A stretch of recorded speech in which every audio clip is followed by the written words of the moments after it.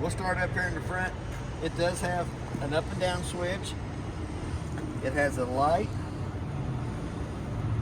for hooking up at nighttime. Little red button on the back. There's two little lights to the side. There is a manual way that you can come through the top and manually crank that jack up or down. For any reason, it won't go on its own. There is a manual way to do it. We have the two 30-pound propane cylinders on it that are full, except for what we use to service the trailer. The regulator is pointed towards this one over here. It's clear inside the eye. As soon as this tank would happen to come up empty, it's going to turn red inside the eye, indicating that the bottle it's pointed to is empty. And if you have the cylinder on the other side open, it'll automatically pick up from there so you don't lose your service in the middle of the night. Still going to show you red inside the eye that the one it's pointed to is empty. It has one new 12-volt battery on the unit.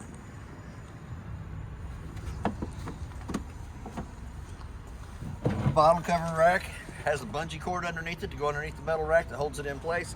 But it also has the quick connect at the top, so you don't have to take the bottle cover off every time you want to get in to open up a cylinder or close the cylinder. So we're going to stick it right back over the top of that for now. We're going to come down this side over here. It does have the little holders for the doors to hold them up. Does not have a battery disconnect or solar panels on this unit. That is a through compartment. So we'll go ahead and shut it back down. The lug nuts on the trailer's been torqued at 100 foot-pounds, is what's recommended on the side. Tires are aired up to pressure, which is 65 pounds on the side of the tire cold. Our next compartment back is the outside of the refrigerator. Refrigerator works three ways: 12 volt, 110, and propane. It does not cool down on the 12 volt. The 12 volt is just in case it would lose the 110 power coming to it. The 12 volt kicks in, automatically kicks it over to gas and lights it on gas anytime it loses its 110 power. Right down below it, we have a 30 amp cord. Go straight on, tighten up the black knob.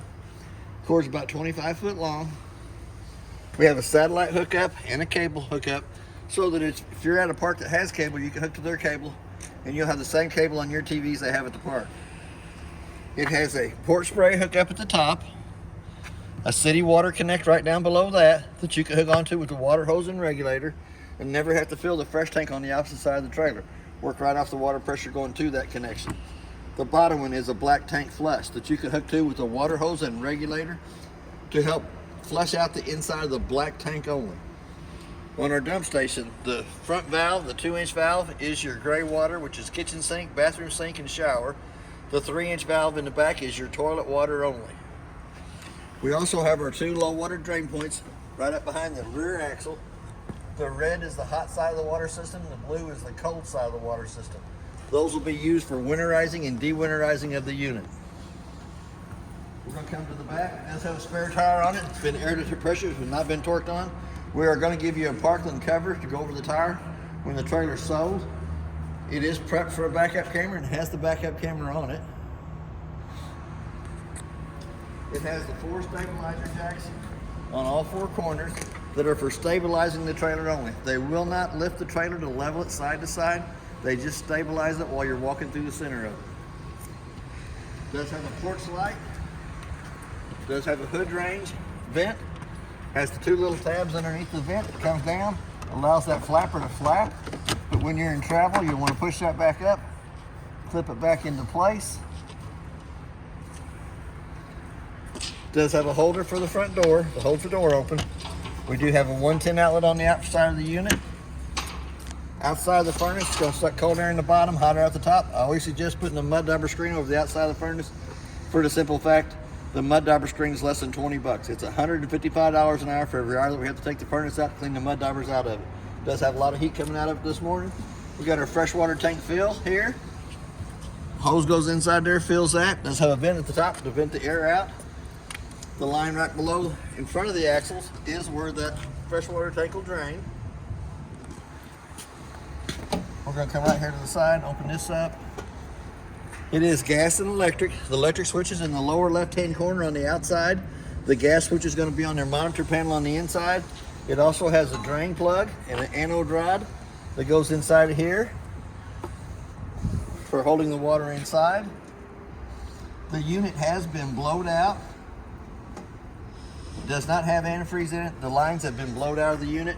There's a hole in the radius metal on this side here that goes over to the other side that will manually crank that slide room in or out. For any reason it won't work off the switch on the inside, there is a manual way to crank it in and out. We're going to come up to the front compartment. Here again, we got the little hose that holds it over to the side. We do have a hookup light on this side over here. The blue hose is for the port spray connection in the back that gives you cold water to the outside of the unit. Little handle here comes in the top of the tongue jack. We'll manually crank that jack up or down. And then we have the 3/4 inch handle here that does the 4 balance jacks on all 4 corners. That is a pretty good sized through compartment. It is.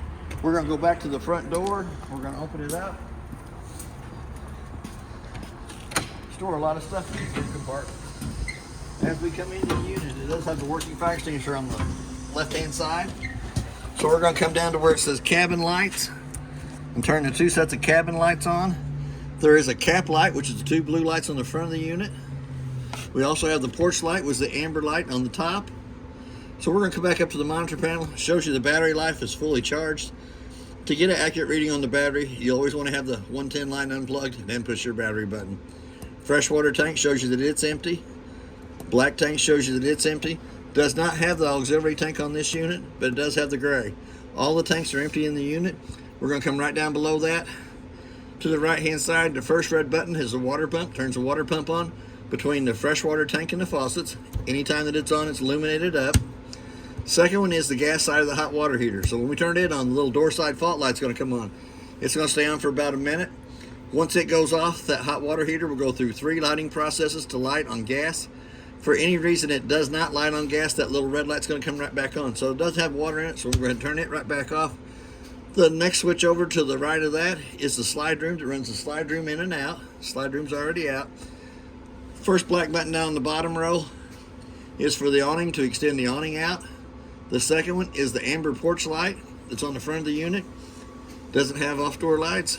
2 auxiliary cabin lights, which is the 2 sets of lights in here. And then we have our cap lights, which is the 2 blue LED lights on the front of the unit. There is 2 keys for the trailer. They are key to like. They do the compartments and the door lock and deadbolt. As we step around to the side of that, it does have paperwork in the unit in the black bag. Quite a bit of reading information inside of there. We're going to come back up to the microwave. The microwave has a clock button on it. You hit the clock button, let's say it's 10:30. Hit that clock button again in the center till the 2 center eyes is flashing. The only reason I set the time on the microwave is I can usually tell if the unit has lost 110 power coming to it. If I come back to it, it doesn't have the proper time. Here again, we got the light for the stove range, hood, and a fan. For the fan to work properly, the 2 tabs on the outside vent have to be lifted up, allows that flapper to flap. Here again, we're going to come back to the stove top itself. I should have got me a long lighter.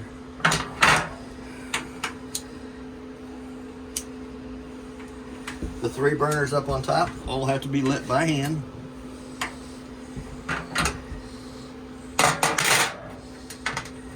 If you have a long lighter, you don't have to take the grate off. Yep, if you have a long lighter, you don't have to take the grate off. And you don't have to burn the hair off your knuckles.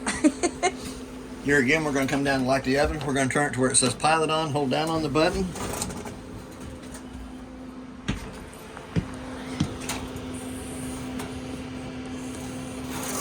We're going to get the pilot lit. We're going to let it run for about a minute, which heats the thermocoupler right above it up.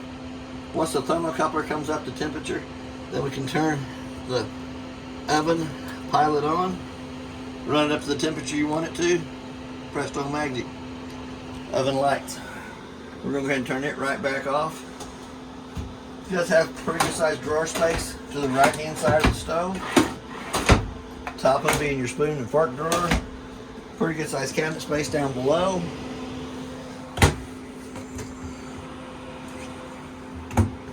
On the furnace is running. If you look right here, about the 3rd or 4th section up from the bottom, you can actually see the flame burning inside the burn chamber on that. While we're down here, we're going to go ahead and move this out of the way. It does have a hidden panel down here at the bottom. It does have our water pump and bypass valve inside of there. And right to the left of that, there is a 1 valve setup on the back of the hot water heater. That one white valve is turned in the up position, which makes a loop at the back of the hot water heater that keeps it from not having to be filled with antifreeze. When you get ready to put it in the normal operating position, it goes down towards the bottom line connecting to the hot water heater itself.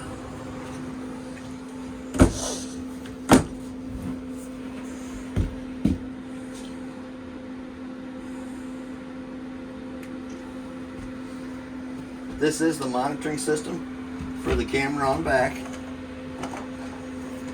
Plugs into your cigarette lighter in the vehicle. Has an on and off button on it, turns it on, and gives you the view from behind the unit only. Does have a stereo, AM, FM, speakers inside and out. Will play a DVD between the stereo and the TV. They didn't realize that, so they went ahead and put another CD player inside of here. It had a little kids game in it that was hooked to the TV. TV won't pick up any channels off the antenna on top, so we brought our shop TV in, hooked our shop TV up. It does. They are going to replace the TV in the unit. It does have a 110 outlet to the lower left-hand corner of it. We do have a remote for the stereo. Might have to warm it up a little bit with my hand to get the batteries to work. Not too bad. We do have speakers inside and out. Zone 2 is the inside, Zone 1 is the outside of the speakers. I'm going to go ahead and turn that right back off. There is 2 remotes here. One's for the TV, one's for the DVD player up here at the top. We're going to replace the TV here. It does have a TV antenna in the master bedroom that can be cranked up above the unit. Pull down on the big round section and can rotate it from side to side. It also has a knurl knob in the vent in the bedroom and a fan switch in the right hand corner of it. It does have the 2 round vents in the ceiling that brings AC into the master bedroom area. The 2 lights above the headboard have to be turned on by hand. They have a little push button in the center of them that turns them on and off. We also have a 110 outlet on either side of the master bed. A little closet space above us for extra pillows and blankets. A little closet space off on either side. We do have a fire escape window on this side over here. It's pretty simple to operate. Red handle pulls the screen loose from the window. The red handle down below it goes out and goes all the way through the window frame for escaping out that side of the unit. We do have the shades on either side. We do have a speaker in the master bedroom up at the top. We do have storage underneath it. There is 2 bar stools with the unit. One still underneath the table or bed. The other one's over here to the side for eating at the bar here. Bar, countertop, whichever way you want to say it. It does have a light above the table. It has a turn on switch in the center of it. Tabletop does come off the 2 pedestals. Goes down between the 2 benches. The 2 back cushions come off the back of the dinette area. Goes over the top of the table to make a smaller bed there. We do have storage underneath each side. Pretty good size storage. Even storage in the back. Not too bad. We do have a working LP detector to the left side of the slide room. We're going to come over to the refrigerator. We're going to turn it on. It has an on and off button. When you turn it on, automatically it goes to the auto side, which is the 110 side of the refrigerator. If you wanted to turn it off of the 110 side and push the gas button, let it pop out, automatically the auto light goes off. The refrigerator will go through 3 lighting processes to light on gas. For any reason it does not light on gas, the check light will come on right beside that.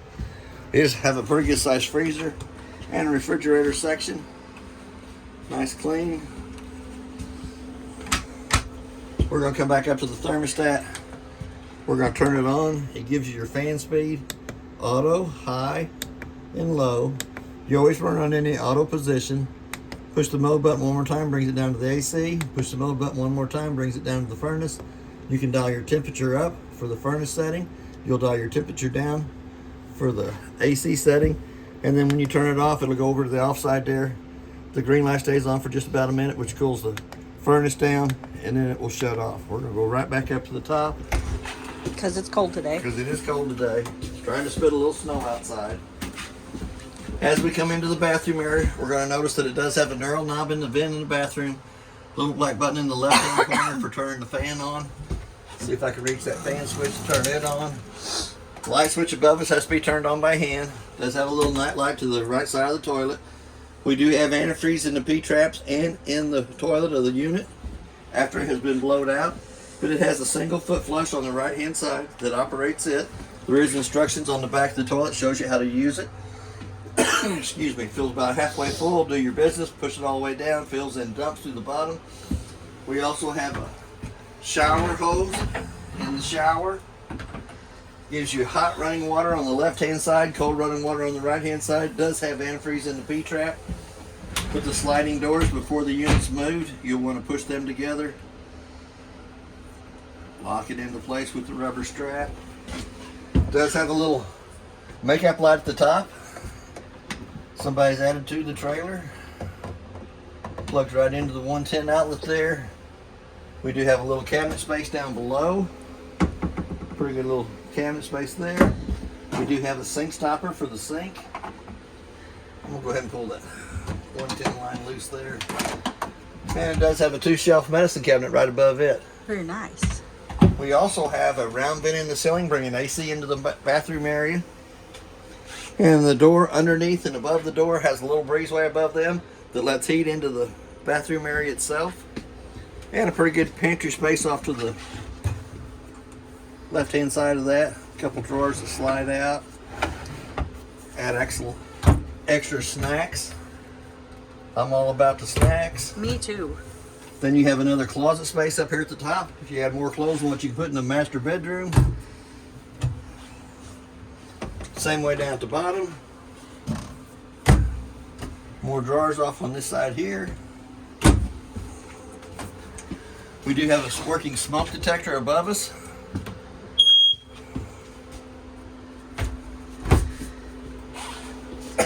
And that is basically everything on your unit. If you have any questions, I'll try to answer them the best that I can. And thank you for your time.